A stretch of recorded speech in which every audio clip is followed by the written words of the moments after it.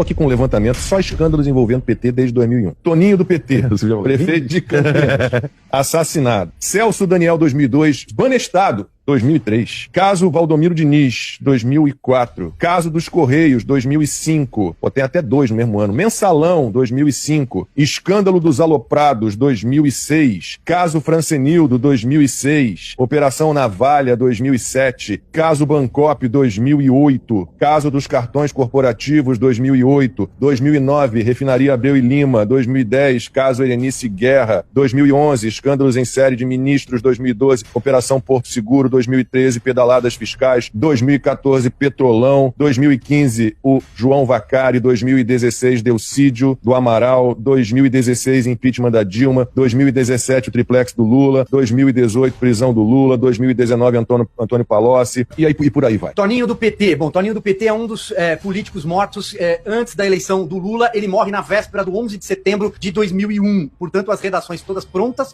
para investigar a morte do então prefeito de Campinas, e ele era professor, e o que acontece? Amanhã seguinte à morte dele, você tem o ataque às Torres Gêmeas e o caso do Toninho do PT arrefece. Na sequência vem Celso Daniel, que é sequestrado e morto desde 18 de janeiro de 2002. Eu não conheço muito do caso do Celso Daniel. Na sequência, bom, você traz o Banestado remete ao Paraná, e a figura de Alberto Youssef, que vai reaparecer com a Lava Jato. Aliás, a Lava Jato começa numa casa de câmbio, a lavagem de dinheiro de um doleiro, que era o Youssef, figura já conhecida do Paraná, Banestado e Sérgio Moro. Valdomiro Diniz, ex-subchefe de assuntos parlamentares da Casa Civil, no governo Lula 1, diretamente subordinado a José Dirceu. É o escândalo da Loterge, que estoura antes do escândalo dos Correios, que vem na sequência, você cita 2005, Correios Mensalão. Escândalo dos Correios é a capa da revista Veja, de maio de 2005, Maurício Marinho, diretor indicado pelo PTB para um dos cargos chefes dos Correios, ele pega um maço com 3 mil reais e aparece numa capa da Veja colocando o maço aqui de baixo. Roberto Jefferson, que era o dono do PDT, entende que estavam, nas palavras dele, explodindo o quarteirão dos Correios e decide dar com a língua nos dentes. A CPMI é batizada de CPMI dos Correios, mas investiga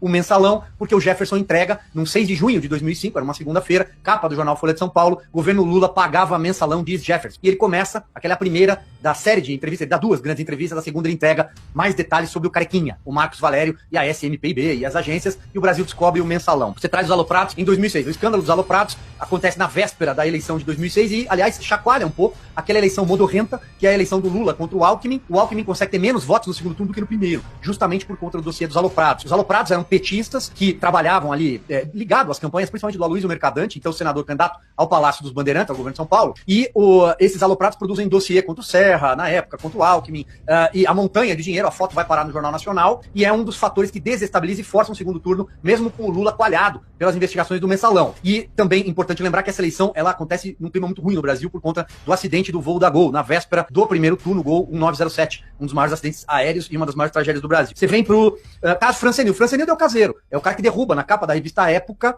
ele derruba o Antônio Palocci, ministro da Fazenda, com o contra-cheque. O Francenildo, sujeito simples, norte e nordeste do Brasil, acho que ele era piauiense. Ele recebe um dinheiro do pai numa conta e o então diretor da Caixa Econômica, subordinado ao Palocci, quebra o sigilo dele e leva esse sigilo, tem um fuzuê na CPI dos bingos. Na época o Tião Viana entra chacoalhando um pedaço de papel ali, dizendo, olha, ele recebeu dinheiro, porque o Francenildo era o caseiro da Casa do Lobby, onde o Palocci fazia negociatas e o PT com o angolano e por aí vai. Você tem na sequência a Operação Navalha, a operação que pega empreiteiras, já é o começo, já é embrionária do que as empreiteiras faziam com contratos públicos do governo Lula, vai passar por Delta até chegar ao Odebrecht e o Petrolão, mas a Operação Navalha passa por empreiteira. Bancop é o caso já do triplex, é a cooperativa do senhor Vacari, um dos tesoureiros bandidos do PT, começa com a figura do Delúbio Soares, do Mensalão, passando por todos os outros tesoureiros, e um deles é o Vacari, o Moche.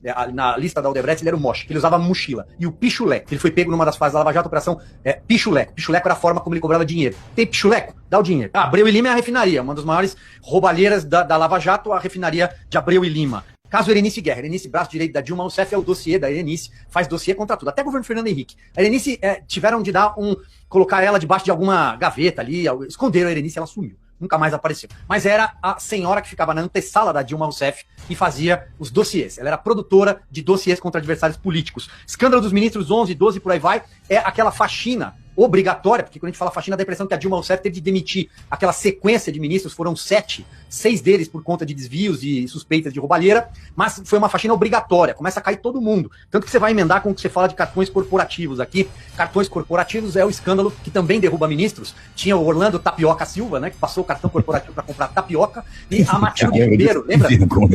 Lembra da Matilde? A Matilde Ribeiro era ministra da Igualdade Racial, ela passou o cartão do governo no free shop, voltando de uma viagem. Sabe lá o que ela comprou, perfume, não sei lá. Mas o escândalo dos cartões corporativos é isso. O governo, o INCRA fazia o aniversário do mês com o cartão corporativo. Não tinha festa, era uma maravilha. Essa Folha de São Paulo foi quem revelou a maior parte desses casos dos cartões corporativos. Você segue com os ministros, aí caíram tantos lá, Kombi, olha. O Pedro Novaes era ministro do turismo da Dilma, pegou recibo da Câmara dos Deputados e passou no motel, e deu recibo para a Câmara dos Deputados.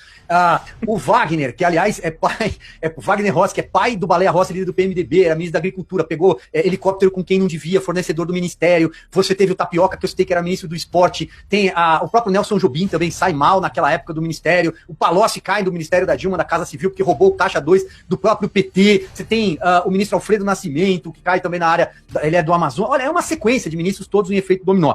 Para finalizar, Petrobras, Vacari, já falei, Delcídio cai com o Cerveró. O Delcídio é gravado pelo filho do Cerveró num plano de fuga do Cerveró, que evidentemente não se concretizou. Eles chegam a supor que iam colocar o Cerveró num veleiro, ele ia sair pelo Paraguai, é uma história maluca. E o Delcídio é preso.